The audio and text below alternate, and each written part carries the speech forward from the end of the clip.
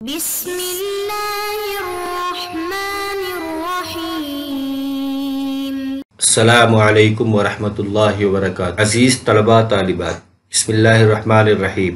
تقابل ادیان و مذاہب کا سبق نمبر 65 آج ہم پڑھ رہے ہیں۔ اس سبق کا عنوان ہے تاریخ بنی اسرائیل کے اہم خطوط، یعنی تاریخ بنی اسرائیل کے جو مشہور چیزیں ہیں، یعنی بنی اسرائیل کو ہم کن نکات کی شکل میں سمجھتے ہیں، وہ تذکرہ پڑھیں گے کہ اہم واقعات بنی اسرائیل کے کیسے ہیں، کہ تاریخ اس بنی اسرائیل کی تاریخ کو سمجھیں گے۔ اس میں کہتے ہیں مصر میں یعقوب علیہ السلام کی سکونت، یعقوب علیہ السلام سے ان کی تاریخ شروع ہوتی ہے۔ حضرت یعقوب علیہ السلام مصر کی طرف ہجرت کرنے سے قبل فلسطین میں خالص بدویانہ اور مویشیوں کے گلوں کے ساتھ زندگی گزارتے تھے۔ مصر میں جب یوسف علیہ السلام کو اقتدار حاصل ہوا تو آپ یعنی حضرت یعقوب علیہ السلام پورے خاندان کے ساتھ مصر جا کر آباد ہو گئے۔ آپ کو اور آپ کے خاندان کو وہاں کوئی دقت نہ ہوئی، کیونکہ وہاں پہلے سے یہ عرب چرواہوں یعنی عمالقہ کی حکومت قائم تھی۔ حضرت یوسف علیہ السلام نے اپنے پورے خاندان کو جرسان کے علاقے میں آباد کیا، جو قاہرہ اور دمیاط کے درمیان واقع ہے۔ قبطیوں کے ذریعے عمالقہ کی حکومت کے خاتمے کے بعد بنی اسرائیل کی مصیبت کا دور شروع ہوا۔ بنی اسرائیل صدیوں تک ذلت و نکبت کی زندگی گزارتے رہے، یہاں تک کہ موسیٰ علیہ السلام نے ان کو مصری قبطیوں کی غلامی سے نجات دی۔ اس پوری بات میں حضرت یعقوب علیہ السلام کے بارے میں عبارت ہے کہ یعقوب علیہ السلام فلسطین میں تھے، پھر مصر میں پہنچے۔ یعقوب علیہ السلام جب فلسطین میں تھے تو ایک دم دیہاتی زندگی گزارتے تھے، یعنی جانور چرانا اور کھیتی کے کام کرنا، اس طرح کے کام۔ اور جب حضرت یوسف علیہ السلام مصر میں حکومت میں شامل ہوئے اور وہاں آپ وزیر بنائے گئے، تو حضرت یوسف علیہ السلام نے اپنے پورے خاندان کو فلسطین سے بلا لیا، یعنی کنعان جو شہر تھا وہاں سے بلایا۔ حضرت یعقوب علیہ السلام پورے خاندان کے ساتھ مصر پہنچے اور مصر میں جرسان نامی شہر میں آباد ہوئے۔ جرسان یہ قاہرہ اور دمیاط کے درمیان واقع ہے۔ یہ قبطیوں کے ذریعے، یعنی جب قبطیوں نے عمالقہ، اس وقت جب یعقوب علیہ السلام مصر پہنچے تھے تو عمالقہ کی حکومت تھی مصر میں، پھر قبطیوں نے عمالقہ کو مغلوب کر دیا اور قبطیوں کی حکومت آ گئی۔ قبطیوں نے پھر بنی اسرائیل کو، یعنی یعقوب علیہ السلام کی جو اولاد تھی، ان کو طرح طرح کی ذلت اور طرح طرح کی مصیبت میں ڈالنا شروع کر دیا اور غلام بنا لیا۔ حضرت موسیٰ علیہ السلام کا ظہور، یعنی جب بنی اسرائیل ذلت کی زندگی گزار رہے تھے، غلامی کی زندگی گزار رہے تھے مصر میں، قبطیوں کی غلامی میں، اس وقت موسیٰ علیہ السلام کا ظہور ہوتا ہے۔ جب بنی اسرائیل قبطیوں کی قومی عصبیت کا شکار تھے تب موسیٰ علیہ السلام کا ظہور ہوا۔ آپ نے بنی اسرائیل کو ایک تفصیلی شریعت دی اور خدا تعالیٰ سے عہد کرا کے ان میں اتحاد و یکجہتی کی ایسی بنیاد پیدا کی جس نے ان کو ہمیشہ کے لیے ایک مستقل قوم بنا دیا۔ یہی وجہ ہے کہ موسیٰ علیہ السلام کو بنی اسرائیل کی تاریخ میں سب سے مقدس سمجھا جاتا ہے، بلکہ بنی اسرائیل کی نسبت موسیٰ علیہ السلام کی طرف عام ہے۔ بنی اسرائیل کو موسیٰ علیہ السلام کی ہی قوم سمجھا جاتا ہے۔ یعنی جب یہ مصر میں ذلت کی زندگی گزار رہے تھے تو بنی اسرائیل کو مصریوں کی غلامی سے نجات دلانے کے لیے حضرت موسیٰ علیہ السلام کا ظہور ہوا۔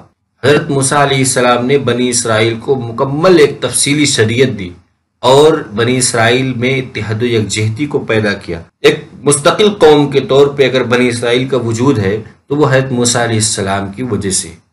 یہی وجہ ہے کہ جب بھی حضرت موسیٰ علیہ السلام کا لفظ بولا جاتا ہے تو اس سے مراد بنی اسرائیل کی قوم مراد ہوتی ہے۔ مصر سے خروج، حضرت موسیٰ علیہ السلام ایک رات بنی اسرائیل کو لے کر فرعون بن فتح یعنی فرعون ثانی کے عہد میں مصر سے نکلے۔ آپ نے سمندری راستہ اختیار کیا، مگر یہاں بھی فرعونی لشکر پیچھے سے آ گیا۔ تب آپ کی ضرب عصا سے سمندر میں راستہ بن گیا، جس سے بنی اسرائیل پار اتر گئے اور فرعونی لشکر اسی راستے میں ڈوب گیا۔ اس وقت تک بنی اسرائیل کی اکثریت موسیٰ علیہ السلام پر ایمان نہیں لائی تھی، بلکہ وہ آپ کو ایک قائد اور لیڈر مانتی تھی، اس امید میں کہ شاید ان کی قیادت میں مصریوں کی غلامی سے نجات مل سکے۔ یعنی جب حضرت موسیٰ علیہ السلام مدین سے واپس مصر آئے اور اپنی نبوت کا اعلان کیا اور فرعون کے سامنے دعوت پیش کی اور یہ بھی کہا کہ قبطیوں سے بنی اسرائیل کو آزاد کر دیجیے، فرعون کے سامنے درخواست کی کہ میرے ساتھ بھیج دیجیے، اور جب وہ نہیں مانا تو پھر آپ نے اپنی قوم کو یعنی بنی اسرائیل کو تیار کیا اس بات سے کہ یہاں سے ہجرت کر جائیں سب کے سب۔ چنانچہ ایک رات میں طے ہوا اور اس رات آپ پورے بنی اسرائیل کو لے کر کے مصر سے نکلے اور بحری راستے کو اختیار کیا، کیونکہ بری راستوں پہ ان کے فرعون کے لشکر اور ان کی فوجیں ڈیرا ڈالی ہوئی تھیں، تو وہاں سے نکلنا مشکل تھا، اس لیے سمندری راستہ اختیار کیا۔ لیکن سمندری راستے میں بھی پیچھے سے فرعون کی فوج آ گئی۔ اس وقت حضرت موسیٰ علیہ السلام نے اپنی عصا کے ذریعے سمندر میں راستہ پیدا کیا اور ان کو باہر لے کے آ گئے۔ اس وقت تک یہ حالت تھی کہ بنی اسرائیل میں سے تمام کے تمام لوگ حضرت موسیٰ علیہ السلام پر ایمان نہیں لائے تھے، بلکہ چند لوگ ایمان لائے تھے، اور سب کے سب آپ کو قائد مانتے تھے۔ جو لوگ ایمان نہیں لائے تھے وہ دنیاوی لیڈر آپ کو اس لیے مانتے تھے کہ یہ مصریوں کی غلامی سے نجات دلا دیں گے، اس لیے کیا مصر سے نکلنے والے بنی اسرائیلیوں کی تعداد میں اختلاف ہے، مگر راجح قول یہ ہے کہ ان کی تعداد 15,000 سے زیادہ نہ رہی ہوگی۔ دریا عبور کرنے کے بعد فوراً موسیٰ علیہ السلام کوہ طور پر عبادت اور احکام خداوندی لینے کے لیے گئے۔ اس دوران بنی اسرائیل نے گوشالہ پرستی شروع کر دی۔ اسی طرح صحرائے سینا میں پہنچتے ہی یہ حضرت موسیٰ علیہ السلام پر یہ اتہام لگانے لگے کہ وہ انہیں صحرا میں ضائع کرنا چاہتے ہیں۔ نیز جب حضرت موسیٰ علیہ السلام نے فلسطین میں داخل ہونے کے لیے بنی اسرائیل کو حکم دیا کہ کنعانیوں سے جنگ کرنی پڑے گی، تو انہوں نے انکار کرتے ہوئے کہا، جاؤ تم اور تمہارا رب، تم دونوں جنگ کرو، یقیناً ہم یہیں بیٹھے انتظار کریں گے۔ غرض کہ فرعون سے نجات ملتے ہی احکام الہی کی نافرمانی شروع کر دی۔ اس کا نتیجہ یہ ہوا کہ 40 سال تک بنی اسرائیل کے لیے ارض موعود میں داخلہ ممنوع کر دیا گیا۔ یعنی جس ارض موعود میں، جس کنعان میں، شہر کنعان میں جو ان کا ارض موعود تھا، اس میں داخلے کا وعدہ خدا کی طرف سے تھا۔ اس میں جب یہ مصر سے نکلے اور وہاں جانے کے لیے حضرت موسیٰ علیہ السلام نے کہا کہ کنعانیوں سے جنگ کرنی پڑے گی، جو اس وقت وہاں آباد تھے ان سے جنگ کرنی پڑے گی تبھی داخلہ ہوگا، تو انہوں نے جنگ کرنے سے انکار کر دیا۔ وجہ یہ تھی کہ سب کے سب حضرت موسیٰ علیہ السلام پر ایمان نہیں لائے تھے، بلکہ چند ہی لوگ ایمان لائے تھے۔ اور جب مصر سے نکلے، صحرائے سینا میں آپ کی پوری قوم تھی، تو آپ کوہ سینا پہ گئے اور وہاں آپ کو توریت کی تختیاں ملی اور آپ کو پوری شریعت ملی۔ اس وقت وہ 40 دن کے وقفے میں بنی اسرائیل گائے کی پوجا شروع کر دی۔ سامری کا واقعہ پیش آیا۔ وہ ان کے انکار اور نافرمانی کے نتیجے میں ان کو یہ سزا دی گئی کہ 40 سال تک وہ اسی وادی میں بھٹکتے رہے۔ فلسطین میں دخول۔ حضرت موسیٰ علیہ السلام کے انتقال کے بعد یوشع بن نون نے بنی اسرائیل کی قیادت کی زمام سنبھالی۔ آپ کی قیادت میں بنی اسرائیل فلسطین میں نہر اردن کی جانب سے داخل ہوئے اور سب سے پہلے عائی کا شہر قبضے میں آیا، اور 7 سال کے عرصے میں آپ نے اس علاقے میں چھوٹے چھوٹے تقریباً 21 بادشاہوں کا خاتمہ کیا۔ البتہ غزہ اور یافا کے حصے پر مضبوط قلعوں اور فلسطینیوں کی جدید آلات حرب سے مسلح ہونے کی وجہ سے آپ نے حملہ نہیں کیا۔ حضرت یوشع بن نون کا 110 سال کے عرصے میں انتقال ہوا۔ تخم ملکہ میں آپ کو دفن کیا گیا۔ جس بنی اسرائیل کو حضرت موسیٰ علیہ السلام مصر سے لے کے نکلے تھے اور صحرائے سینا میں نافرمانی کی وجہ سے، حکم عدولی کی وجہ سے 40 سال کی سزا دی گئی کہ وہ 40 سال تک ارض موعود میں داخل نہیں ہو سکتے۔ 40 سال پورا ہونے کے بعد چونکہ موسیٰ علیہ السلام نے یوشع بن نون کو اپنا قائد، اپنا نائب بنا دیا تھا، بنی اسرائیل نے پھر ان کی رہنمائی میں، ان کی قیادت میں نہر اردن کی جانب سے فلسطین میں داخل ہوئے، اور یعنی جنگ کر کے داخل ہوئے، اور سب سے پہلے عائی کا شہر قبضے میں آیا بنی اسرائیل کے۔ پھر اس کے بعد ایک ایک کر کے 31 بادشاہوں کا خاتمہ کر کے بنی اسرائیل پہ قبضہ کیا، لیکن فلسطین پہ قبضہ کیا۔ لیکن فلسطین میں غزہ اور یافا یہ 2 مضبوط قلعے تھے جن پہ قبضہ نہیں ہو سکا تھا، اور حضرت یوشع بن نون کا 110 سال کی عمر میں انتقال ہو گیا اور تخم ملکہ نامی جگہ میں آپ کو دفن کیا گیا۔ فلسطینی عہد، جب یہ فلسطین میں چلے گئے بنی اسرائیل تو ان کا کیا زمانہ کیسا رہا؟ صحرائے سینا میں 40 سال گزارنے کے بعد بنی اسرائیل حضرت یوشع بن نون کی قیادت میں فاتحانہ داخل ہوئے۔ حضرت یعقوب علیہ السلام کا وطن اصلی چونکہ فلسطین تھا، اس لیے فلسطین بنی اسرائیل کے لیے ارض موعود تھی۔ چنانچہ بنی اسرائیل میں فاتحانہ شان سے داخل ہو کر بنی اسرائیل مستقل سکونت پذیر ہو گئے۔ بنی اسرائیل کے فلسطینی عہد کو درج ذیل 3 ادوار میں بیان کیا جاتا ہے۔ نمبر 1 قاضیوں کا دور، نمبر 2 دور تفریق، نمبر 4 دور محکومی۔ یعنی فلسطین میں بنی اسرائیل پر یہ 3 دور گزرے ہیں، ان کی تفصیلیں۔ قاضیوں کا دور، جو پہلا دور ان کا، حضرت یوشع بن نون نے فلسطین کی فتح کے بعد اس کے مفتوحہ علاقوں کو بنی اسرائیل کے تمام ہی قبائل میں تقسیم کر کے ہر قبیلے کا ایک سردار بنا دیا تھا۔ یہ قبائل بوقت ضرورت تمام قبائل کا عمومی ذمہ دار بناتے، جس کا کام یہ ہوتا کہ قبائلی قوانین کی بنا پر بین القبائلی جھگڑوں کو خوبصورتی سے رفع کرنا اور بیرونی حملوں کے دفاع کے لیے بحیثیت سپہ سالار کے عسکری فرائض انجام دینا۔ اس قسم کے لیڈروں کو بنی اسرائیل قاضی کہہ کر پکارتے تھے۔ یعنی یہ قاضی کا طریقہ حضرت یوشع بن نون نے ہی ایجاد کیا تھا کہ ہر قبیلے کا ایک سردار متعین کیا۔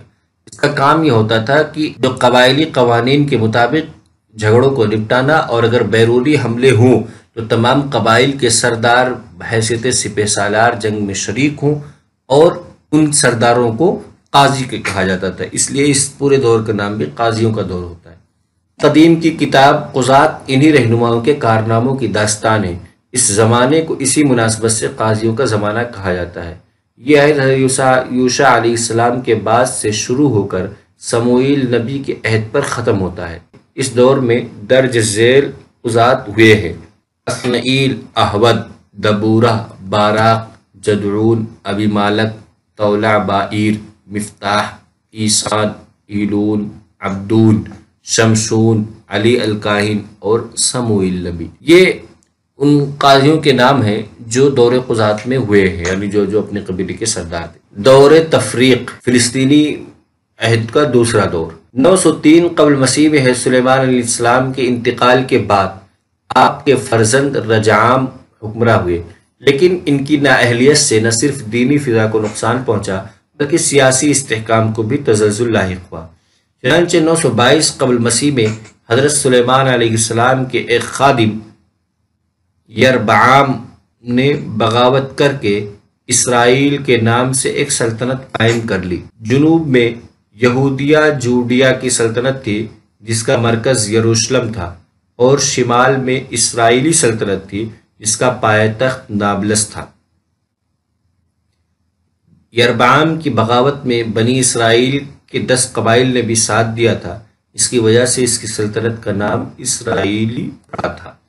یعنی حضرت سلیمان علیہ السلام کے بعد جو ان کے فرزند ہوئے رجعام، ان کے دور میں یہ ہوا کہ حضرت سلیمان علیہ السلام کے خادم یربعام نے بغاوت کر دی، اور بغاوت کر کے ایک الگ حکومت قائم کر لی، اور جو الگ حکومت قائم کی وہ اس کا پایہ تخت نابلس تھا، اور اس سلطنت کا نام اسرائیلی پڑا۔ یعنی حضرت سلیمان علیہ السلام کی جو سلطنت تھی وہ یہودیہ جوڈیا کہلاتی تھی، اور جس کا مرکز یروشلم میں تھا، اور دوسری جو اس سے کٹ کر کے جو حکومت بنی، الگ جو ہوئی، یربعام نے جو الگ کیا، اس کا پایہ تخت نابلس تھا اور اس کا نام اسرائیلی تھا۔ یعنی اسرائیلی اور یہودی دو گروہوں میں بٹ گئے یہ۔ پھر تیسرا دور شروع ہوتا ہے، دور محکومی۔ یہ دور اسرائیلی مملکت کے زوال اور یہودہ مملکت کے سقوط سے لے کر دوسری عام تباہی تک کے واقعات و حادثات پر مشتمل ہے۔ اس دور میں یکے بعد دیگر یہودی اور اسرائیلی درج ذیل اقوام کے تحت باج گزار بن کر رہے۔ نمبر 1 بابلی، نمبر 2 ایرانی، نمبر 3 یونانی، نمبر 4 رومی۔ یعنی ان 4 قوموں کی سے کی سبق کا خلاصہ یہ ہے کہ اس سبق میں ہم نے سب سے پہلے پڑھا کہ مصر میں یعقوب علیہ السلام نے کیسے سکونت اختیار کی، کب پہنچی اور کہاں سکونت اختیار کی۔ پھر اس کے بعد موسیٰ علیہ السلام کا ظہور کیسے ہوا، کن حالات میں ہوا۔ پھر مصر سے خروج کی، بنی اسرائیل مصر سے کیسے نکلے، یعنی یعقوب علیہ السلام کے دور میں داخل ہوئے تھے، موسیٰ علیہ السلام کے دور میں مصر سے وہ نکلے۔ فلسطین میں داخل ہونا تھا تو فلسطین میں کب داخل ہوئی، یوشع بن نون کے دور میں داخل ہوئے۔ پھر فلسطین میں کیسے ان کا زمانہ گزرا، وہ 3 زمانوں میں گزرا: قاضیوں کا دور، پھر اس کے بعد دور تفریق کی جو ان کی سلطنت تھی رسول اسلام کے زمانے تک، پھر ان کے بیٹے یربعام کے زمانے میں دو سلطنتوں میں تقسیم ہو گئی، یہ الگ الگ ہو گئے بنی اسرائیل دو گروہوں میں۔ پھر دور محکومی آ گیا۔